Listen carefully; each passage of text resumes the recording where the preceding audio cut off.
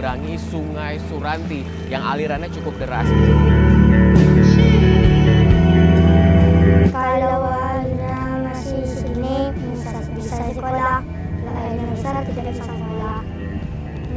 Buka sepatu, buka celana. Tapi kalau airnya kayak gini bisa menyeberangi bersama-sama. Kalau airnya gede lagi tidak sekolah.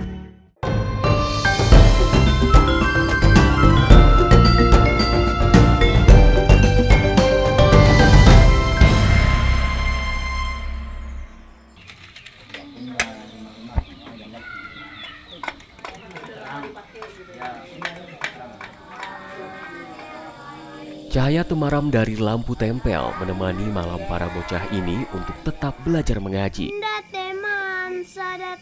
Mereka tetap bersemangat meski dalam kondisi yang serba kekurangan. Penduduk desa Lambung Buki, Nagari Malapa, Kabupaten Pesisir Selatan, Sumatera Barat ini memang telah terbiasa hidup dalam kegelapan. Tidak adanya aliran listrik membuat mereka harus menggunakan alat penerangan sederhana untuk berbagai aktivitas.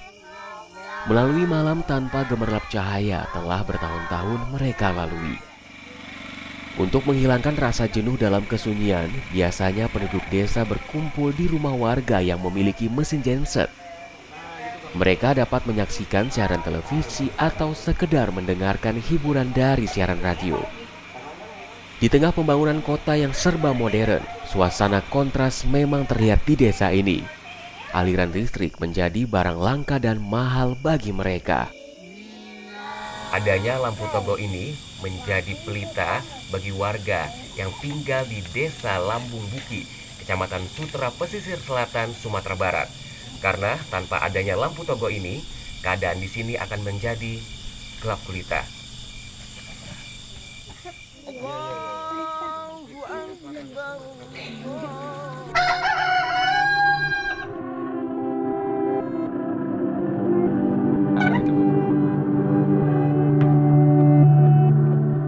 Saat pagi menjelang, aktivitas penduduk biasanya terpusat di sekitar aliran Sungai Suranti. Sungai ini membelah dua kampung, yaitu Kampung Kayu Gadang di Nagari Kotonantigo dan Kampung Lambung Buki ini. Ketiadaan saluran air di rumah mereka membuat warga harus mandi, mencuci pakaian, bahkan buang air di sungai ini. Selain masalah listrik dan air, infrastruktur desa juga masih sangat tertinggal. Tidak adanya jembatan penghubung antar desa membuat warga tidak leluasa untuk beraktivitas. Setiap pagi, para siswa SD ini biasanya berkumpul sebelum berangkat ke sekolah. Dengan berjalan kaki, mereka akan melintasi Sungai Suranti yang berarus cukup deras. Sesampainya di pinggir sungai, para bocah ini pun harus melepas pakaian agar tidak basah terkena air. Saat melintasi derasnya air, mereka harus mengangkat perlengkapan sekolah. Anak-anak ini harus menjaga keseimbangan saat menyeberang sungai selebar 30 meter ini. Karena kaki-kaki kecil mereka berpijak di dasar sungai yang licin dan berbatu tajam.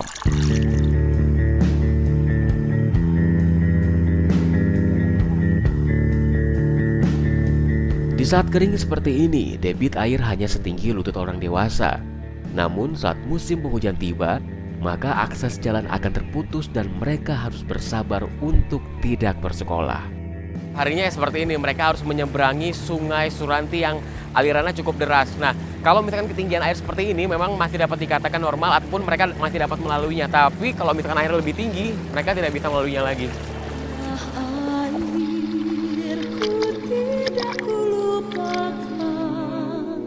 Anak-anak ini hanya bisa pasrah. Setiap hari mereka harus berjuang bertaruh nyawa demi meraih cita-cita mereka.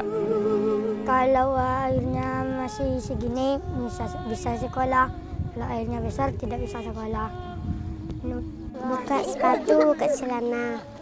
Tapi kalau airnya kayak gini bisa menyeberangi bersama-sama. Kalau airnya gede lagi tidak sekolah.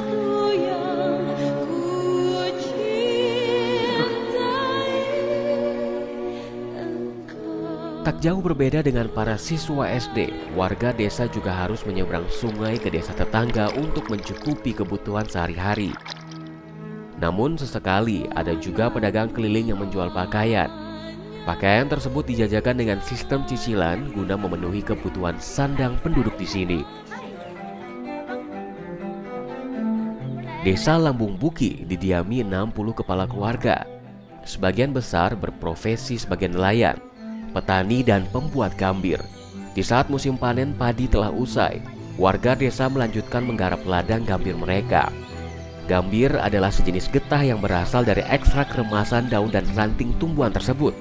Tanaman gambir ini tumbuh di ketinggian 200 meter dari permukaan laut. Gambir biasanya digunakan sebagai bahan campuran obat, penyama kulit, dan pewarna tekstil.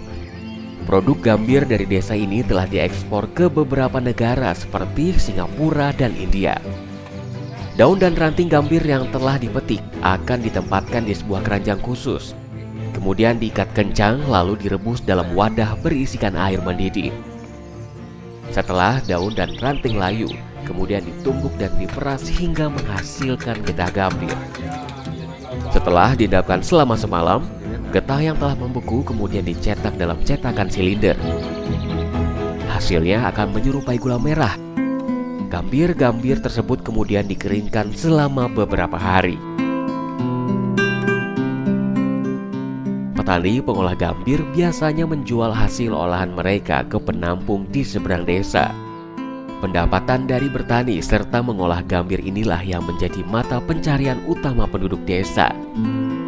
Kalau hasilnya untuk sehari-hari mencukupi. Jadi kalau untuk biaya, misalnya biaya anak untuk sekolah, untuk kuliah, itu ada bahan-bahan tambahannya seperti kita punya buku balo, sapi, atau panen padi, namanya itu cuman.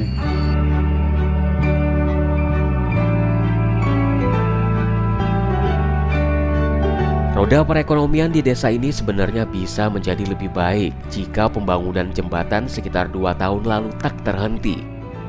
Proyek jembatan gantung sepanjang 80 meter dan menelan anggaran 3,5 miliar ini kini terbengkalai.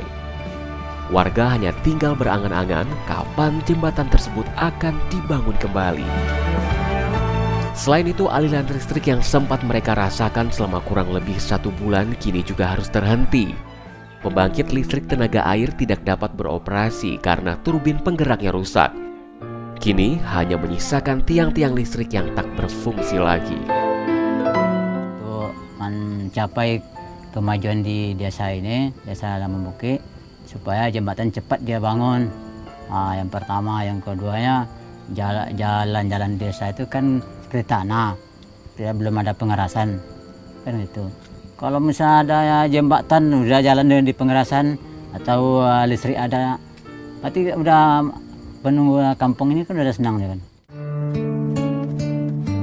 Warga desa berharap ada upaya dari pemerintah untuk memberikan solusi dari semua permasalahan mereka.